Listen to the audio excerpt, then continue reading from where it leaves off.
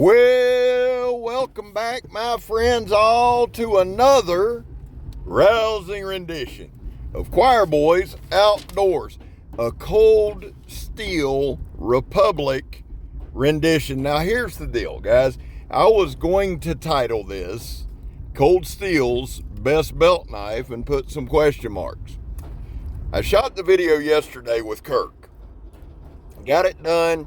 Put everything together, didn't look at a thing, just threw the thing together, figured I'd edit it when I got home.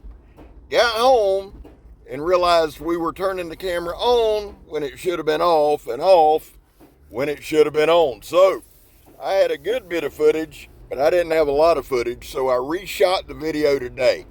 After reshooting the video today, this is Cold Steel's best belt knife without question. Now, let me define for you what I'm talking about. I'm talking about kind of a catch-all hunting, fishing, camping, outdoorsy type knife.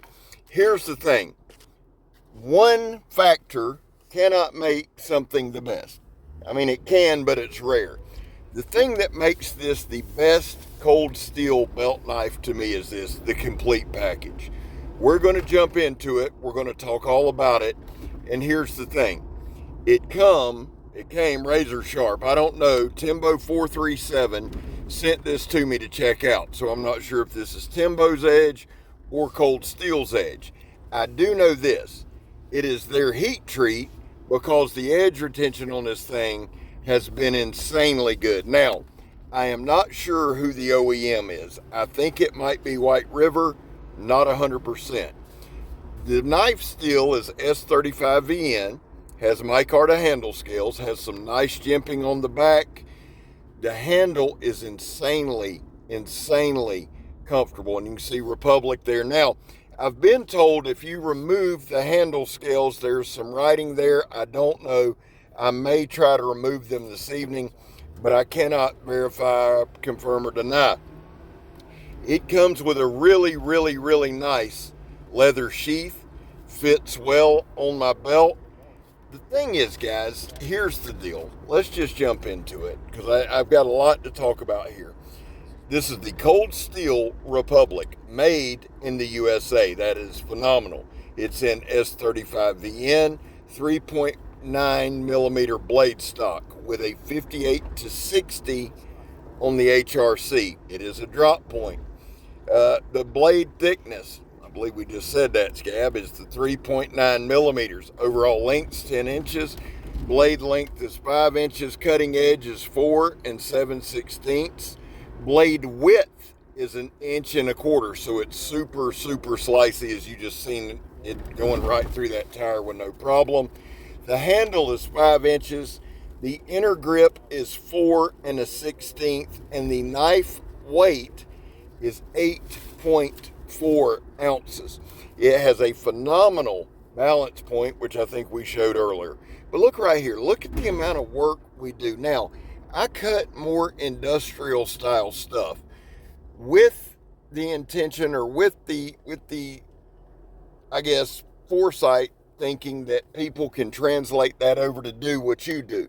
So we'll do some industrial cutting. We're going to do a little chopping. We're going to do some stabbing. Why? Because if it's going to be the best belt knife, I really feel like it has to do a lot of things well. Now, I apologize. We were filming right here at a really odd time of day with the sunlight coming in. I do apologize for this point.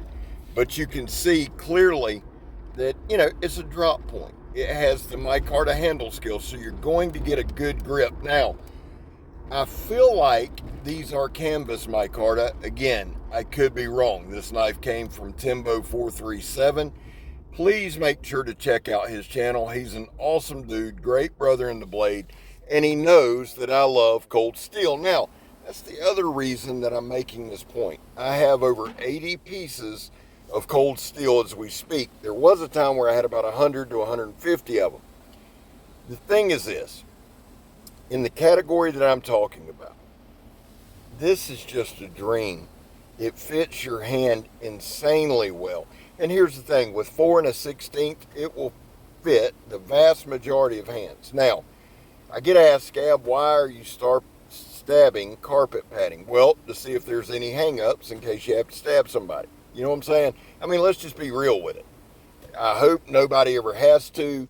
I hope you never have to feel somebody's muscle lock up around any of that crap. Or even have to stab some kind of animal out in the woods in self-defense. That would have probably been the better analogy, but it's old scab. What else are you going to do? The zip tie test, this thing, about the time you touch it, it just blew through it. But here's the truth. We don't do the zip tie test to test sharpness. A knife at minimum should be able to cut a zip tie, right? What we like cutting the zip ties for is to put pressure on that edge to see if it'll chip it, see if it'll roll it, see if it'll do any damage. No damage to this edge. And again, please bear this in mind. All the cutting, the chopping, the batoning, all of that was done twice. Now, I left this part in. I got a piece, I believe this is a piece right here, man. This thing has been out in the dirt and the sand, all of that. So when it cuts through these ratchet straps, and you see it cutting through these ratchet straps, especially at work, guys, it's not just ratchet strap. It's filled with sand, it's filled with dirt. It can do some real damage on that edge. Knife had zero problem, none. It blew through that tire. It blew through the ratchet straps. We cut a bunch of ratchet straps yesterday. We cut sandblast hose yesterday. So just bear in mind that everything we're doing here, we're doubling and tripling. I didn't strop it. I didn't hone it. The only thing that I did was took a rag, squirted some WD-40 on the knife, and wiped off the sap and all that. That's it. No stropping, no nothing. And we jumped right into this thing. Couple of things. A knife has to be comfortable in hand. The handle is supremely comfortable. A knife needs to be able to sharpen easily in the field. S35VN is pretty easy to sharpen in the field. A knife needs to hold an edge. This knife has really held an edge. And I like to pride myself on the amount of mediums that we cut during one of these videos. And I know people will never cut this stuff. That's the point. I cut it so you don't have to. But let me just tell you this. If an edge holds up through this stuff like this knife has, it's worth it. Now, here's the thing with the channel. I don't look up pricing. I don't even look where they're available. I'm hoping these are in stock, but if they're not, there is such a thing as a secondary market. I'm not saying that smartly. I would highly encourage you, if you're looking for a good belt knife, if you're looking for a good hunting, camping, fishing, outdoorsy type thing, this is a phenomenal option. You say, Scab, how would you know? Well, because I'd use knives this size 4 and 5 times a week. We just had a whole week dedicated to American-made belt knives. Whole week. I use this size knife every day of my life, whether I have to or not. I love everything about this knife. I love everything about it, from stripping wire. We're going to do a little chopping here in a minute. If I haven't already, we're going to. Now, all I wanted to do was take a 2x4 and do like some quick hitter, some flick chops. But I felt like hitting a pressurized 2x4, if it'll do some damage to that, it'll do some green wood or whatever you needed to do building a shelter. I think this knife would go super well around the camp, building a fire, skinning game, doing whatever you needed to do, cooking. And again, bear in mind, I'm talking about at a camp. If you needed to defend yourself, you most certainly could. It's got a strong tip. It has a very, very, very nice finger choil, easy to use. I look at that a lot, ease of use. Do I have to finagle my hands a lot of ways? Do I have to change grips a lot? And the answer is no. No, this is a knife you can use very, very straightforward. Now, if you were skinning and caping and things like that, obviously you would change your grip some. But with the shape of the handle, I really don't think it would be an option. Here we're just doing some batoning, again, putting pressure on the edge. Because here's the deal, guys. My whole deal with batoning has changed. We don't go after super huge logs anymore. We just don't. There's no need to. If I ever really baton in real life, it's super small to make some tinder or some kindling, but that's kind of rare. But I like doing them for these videos because if the knife holds up in the video, odds are it's going to hold up in the field. I try to replicate that as best I can. Sometimes I fail, but I feel like with this one we were spot on. Guys, let me do this. This is American made, and that goes right into some of my causes. There was a time in this country where 22 vets a day took their own lives. Now, stats are everywhere. We talk about that all the time. The real number's anywhere from 15 to 29. That's why here on this channel, I focus on the number 0. Anything over 0 is simply unacceptable. Vets, we love you. You have a place here. Guys, I'm back to blue. It's not popular. It's all right. My son's a cop. He's a veteran.